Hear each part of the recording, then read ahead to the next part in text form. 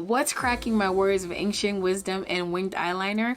Welcome to Fairytale Fridays, where legends are carved from pain, honor, and rebellion. I am the Xekate, your narrator and your emotional support gremlin, ready to march you into battle. And today, we're diving into the Fairytale of Mulan.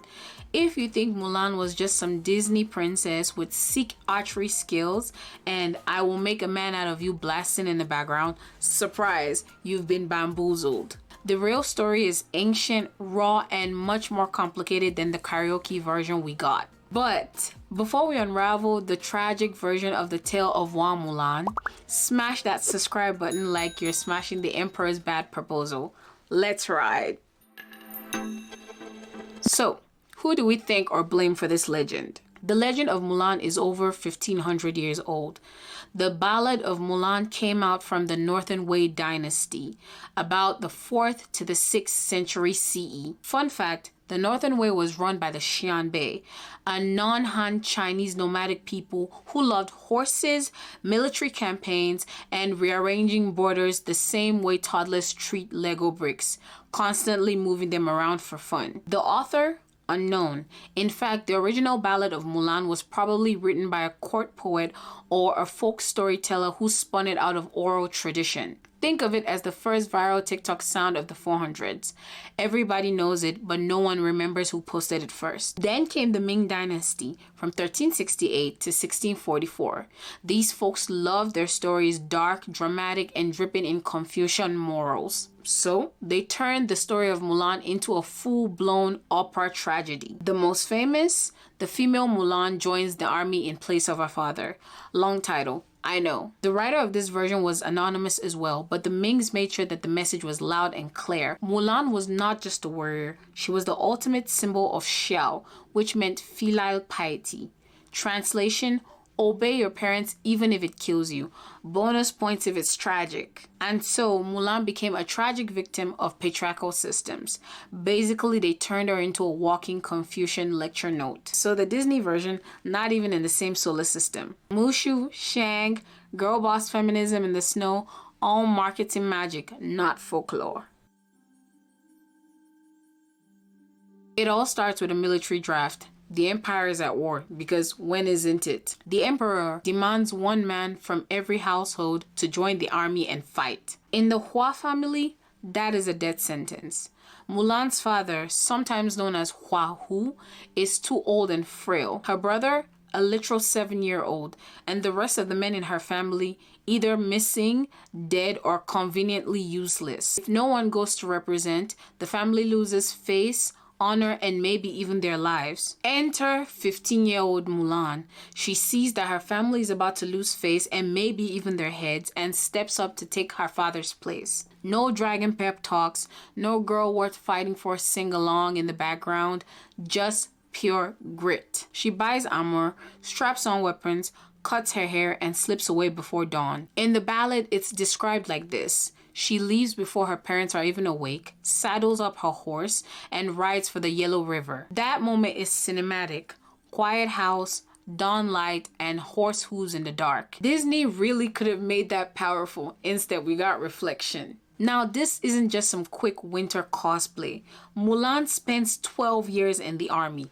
12. That's middle school plus college plus student loans. In fact, on day one, her commanding general takes one good look at her small frame and goes, frontline, cannon fodder. But plot twist, she doesn't die. The Ming's play leans hard into the carnage. Mud, snow, disease, endless marching, battles where arrows blacken the sky. Soldiers are dying left and right, and in the middle of all of it is Mulan, disguised as a man, taking hits and leading the charge and never slipping up. The ballad says she fought so well that she rose quickly through the ranks and became a respected officer. Her comrades never suspected her true identity because she kept to herself and never mingled with anybody. Imagine keeping a secret like that for over a decade. That's Oscar-worthy acting. Anyways, after 12 years, the war is ended and Mulan is summoned to the palace at the capital. The emperor, sometimes called the Son of Heaven, is dazzled by Mulan. Who is this mysterious general who fought so fearlessly, loyal, skilled, and undefeated? Well, depending on the version, Mulan confesses her true identity, either out of honesty or the emperor discovers it. Either way, jaws drop. This is a woman? This whole time? Cue dramatic gasp. Now, this is where Disney could have rolled credits, given everybody medals, and ended with fireworks. But the Ming version said, nah, let's traumatize everyone. The emperor is stunned by her story, but instead of giving her land or riches or letting her retire in peace, he decides he wants her in his palace. Not as a general, not as an advisor, as a concubine. It was the ultimate insult to a woman who had protected her virtue and fought for what she believed in for over a decade. Yes, her big thank you for 12 years of service to the emperor and her country was being shoved into a palace harem because patriarchy never misses an opportunity to embarrass itself. Mulan's horrified. She fought for family, bled in battle, and carried soldiers through war for 12 years. And now she's supposed to trade her armor for silk sheets and become the emperor's plaything? She flat out refuses. But refusal is not an option in an empire where the emperor's word is law. So she takes control of the only thing she has left, her fate. Trigger warning. In some versions, she pulls out her sword. The very blade that won her glory and victory became her tool of defiance, and she slit her throat in front of the emperor. In others, she retreats to her chambers, takes her own life, and leaves her attendants screaming in the background. And in the darkest retelling, she goes home first, kneels at her father's grave, and ends her story there, declaring that she lived and died for family, not for an emperor. The Ming plays even describe the blood, the silence, and the grief. It's not subtle. It's meant to shock. Her soldiers, her family, and sometimes even the emperor himself are left grieving a heroine not destroyed by a war, but by the very system she gave her life to protect. Some versions even add a tragic romance with a fellow soldier, but of course that ends in heartbreak because apparently one tragedy was not enough. Bottom line, Mulan never gets a happy ending, ever. And the lesson to be learned, die before dishonor. Yay, Confucianism. The Ming writers were not interested in happy endings.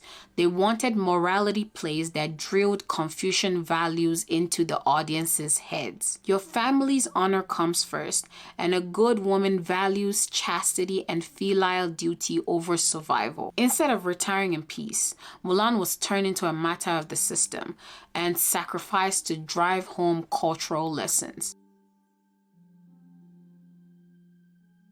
The story of Mulan serves hard truths, so here are the lessons her story shoves in our faces. Do step up when your family or community needs you. Mulan carried the weight of honor, loyalty, and survival on her back through 12 brutal years of war, and she never dropped it once. Sometimes showing up for your family means doing the hard, thankless job when no one else can. Don't expect gratitude from people in power. Sometimes your reward is just exploitation dressed up in silk robes. Basically, never expect applause from the same system that is designed to profit off your suffering. It will snatch your victory and call it a favor. And remember, honor is great, but self-preservation is better. You cannot serve your family or your community when you're 6 feet under.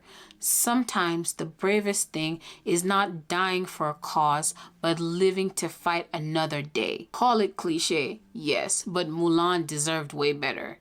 And that, my warriors, is the Ming's version of the tale of Mulan. If you gasped, grimaced, or now feel like Disney owes you financial compensation, hit that like button. Drop your thoughts in the comments and subscribe. Because unlike the Emperor, I won't ask for your eternal loyalty. Just a click.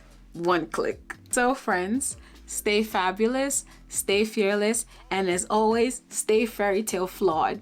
Until next time, fairytale done, fairytale done, fairytale done.